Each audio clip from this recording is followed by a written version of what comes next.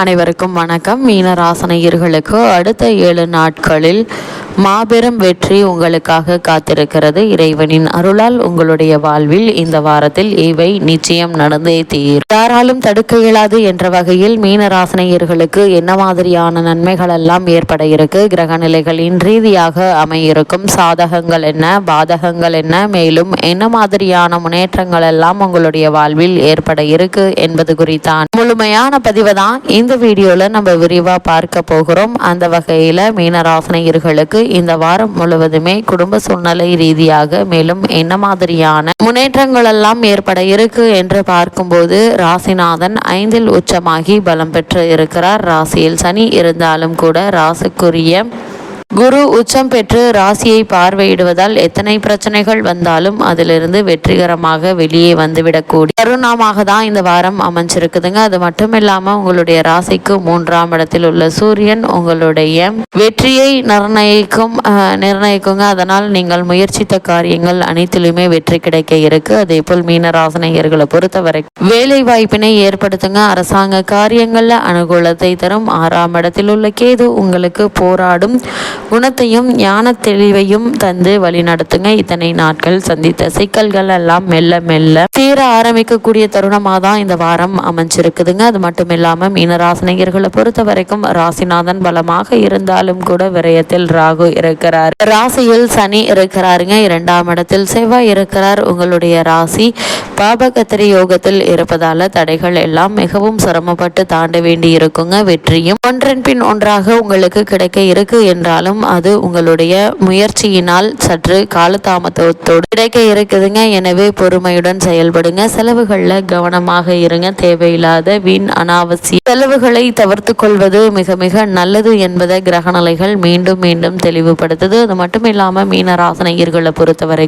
இந்த வார கிரகநிலைகளை ஆராய்ந்து பார்க்கும் போது இக்காலகட்டத்தினுடைய தொடக்கத்தில் உங்களுடைய ராசிநாதன் குரு பஞ்சமஸ்தானத்தில் உச்சம் பெற்று சஞ்சரிக்கிறாருங்க. அவரது பார்வை உங்களுடைய ராசியில் பதிவதால் அனைத்து காரியங்களிலும் வெற்றி கிடைக்க இருக்கு. ஆதரவு தருவோரின் எண்ணிக்கை அதிகரிக்கும். தொழிலில் வளர்ச்சியில் இருந்த குறுக்கீடுகள் அகல இருக்கு. புதிய ஒப்பந்தங்கள் கையெழுத்திட்டு மகிழ இருக்கீங்க. பொருளாதார நிலை உச்சம் பெறுங்க. இல்லத்தில் சுபகாரிய பேச்சுக்கள் நல்ல முடிவுக்கு வருங்க. உத்தியோகத்தில் மேலதிகாரிகள் கூடுதல் பொறுப்பை வழங்கக்கூடிய ஒரு தருணமா இந்த வாரம் அமைஞ்சிருக்குது. அது மட்டும் இல்லாம மீனராசினியர்களை பொறுத்தவரை இந்த வாரம் முழுவதுமே உங்களுடைய ராசிக்கு 2, 9 ஆகிய இடங்களுக்கு அதிபதியானவர் செவ்வாய். அவர் சகாயஸ்தானத்தில் சஞ்சரிக்கும் போது தனவரவு என்பது தாராளமாக வந்து சேருங்க. தொழிலில் முன்னேற்றத்திற்கு முதலீடு செய்ய கேட்ட இடத்தில் தொகை கிடைக்க இருக்கு. சகோதர வழி ஒற்றுமை திருப்திகரமாக அமையுங்க. தந்தை வழி உறவில் இருந்த விரிசல்கள் அகல இருக்கு. இதுவரை மற்ற சகோதரர்களிடம் காட்டிய பாசத்தை பெற்றோர் உங்களிடம் காட்டுவாங்க. அதே போல பூர்வீக சொத்துக்களை வைத்துக் கொள்ளலாமா, கொடுத்துவிட்டு புதிய சொத்துக்கள்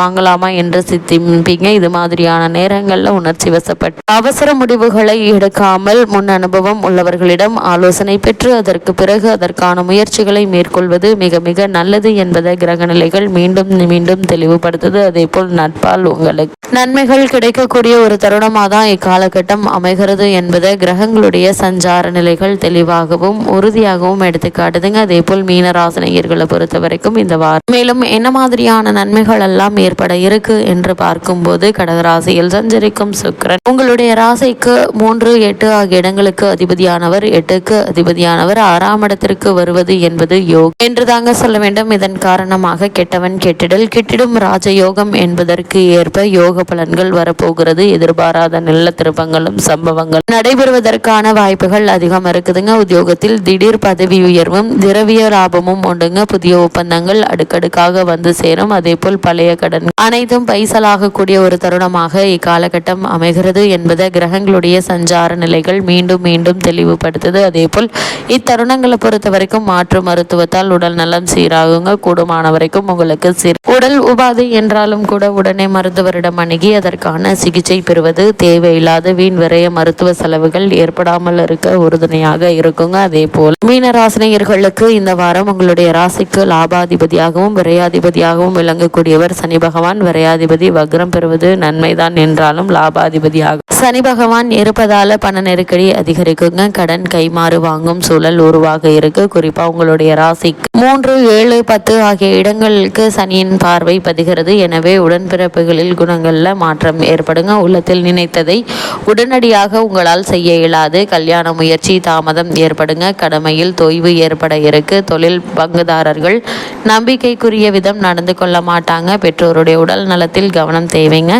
குடும்ப ஒற்றுமை குறையாமல் பார்த்து கொள்வது நல்லது. உத்தியோகம் மற்றும் உள்ளத்தை வாடகைக்கு வைத்துக் கொள்வது நல்லது. அதேபோல் பொது வாழ்வில் உள்ளவர்களுக்கு புதிய பாதை புலப்படக்கூடிய ஒரு தருணமா அமைகிறதுங்க. வியாபாரம் மற்றும் தொழில் செய்பவர்களுக்கு ஏற்றமும் இறக்கமும் வந்து சேரும். உத்தியோகத்தில் உள்ளவர்களுக்கு உயரதிகாரிகளின் நுணுக்கங்களை கற்றுக் கொடுப்பாங்க. கலைஞர்களுக்கு நல்ல தகவல்கள் உங்களுக்கு கிடைக்க இருக்கு. மாணவ மாணவிகளுக்கு விருதும் பாராட்டும் உண்டுங்க. அதே போல் பெண்களுக்கு மனக்கவலை தீருங்க. அதே போல் பணப்புழக்கம் அதிகரிப்பதற்கான சாத்தியக்கூறு நிறைந்த ஒரு தருணமாக தான் இக்காலகட்டம் அமையிருக்கு என்பதை கிரகங்களுடைய சஞ்சார நிலைகள் தெளிவாகவும் உறுதியாகவும் எடுத்துக்காட்டுதுங்க. அதே போல மீனராசினியர்களை பொறுத்த வரைக்கும் உங்களுடைய ராசிக்கு குரு மற்றும் சுக்கிரன் ஆகிய 2 கிரகங்கள் சஞ்சரிக்கின்றன. அதாவது குருவும் சுக்கிரனுடன் இணைந்து சஞ்சரிப்பது என்பது அவ்வளவு நல்லதல்லங்க. எதிரிகளின் பலம் மேலோங்கும். பிள்ளைகளால் விரயங்கள் ஏற்படுவதற்கான வாய்ப்புகள் அதிகம் இருக்கு. அந்த விரயங்களை சுப விரயங்களாக மாற்றிக்கொள்வது அவசியங்க. அதே போல் பூர்வீக சொத்துக்களை பிரித்து கொள்வதில் தாமதம்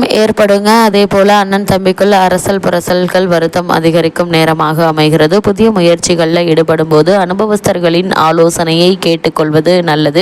குரு சுக்கிர வழிபாடும் அவசியங்க. இத்தருணங்கள்ல என்ன மாதிரியான முயற்சிகளை நீங்கள் மேற்கொண்டாலும் அந்த முயற்சிகளை நிச்சயம் உங்களுக்கு வெற்றி கிடைக்குங்க. இத்தருணங்கள்ல எடுத்தோம் கௌத்தோம் என இல்லாமல் பொறுமையாக நிதானமாக யோசித்து சிந்தித்து முடிவெடுப்பது மிக மிக நல்லது என்பதை கிரகநிலைகள் மீண்டும் மீண்டும் தெளிவுபடுத்துது. அதே போல மீனராசினியர்களுக்கு இந்த வாரம் முழுவதுமே மேலும் என்ன மாதிரியா நன்மைகள் எல்லாம் உத்தியோகஸ்தர்களுக்கு ஏற்பட இருக்கு என்று பார்க்கும்போது காரணமே இல்லாமல் உங்களுக்கு மறுக்கப்பட்டு வந்த பதவி உயர்வு, ஊதிய உயர்வு, உத்தியோகத்தில் கிடைக்க வேண்டிய சலுகைகள் ஆகியவற்றை இப்போது நீங்கள் தாராளமாக எதிர்பார்க்கலாங்க. இத்தருணங்கள்ல என்ன மாதிரியான முயற்சிகளை நீங்கள் மேற்கொண்டாலும் நிச்சயம் உங்களுக்கு வெற்றி கிடைக்க இருக்கு என்பதை கிரக நிலைகள் மீண்டும் மீண்டும் தெளிவுபடுத்துது. மீனராசினியர்களை பொறுத்தவரை குறிப்பாக தொழில் மற்றும் வியாபாரம் செய்பவர்கள் புதிய தொழில் துவங்குவதற்கான வாய்ப்புகள் இருக்குதுங்க. அதே போல வெளிநாடு சென்று புதிதாக தொழில் சம்பந்தமான ஒப்பந்தங்களை கையெழுத்திடுவதற்கான வாய்ப்புகள் இருக்கு. இதனால் லாபம் அதிகரிக்க இருக்குதுங்க. அதே போல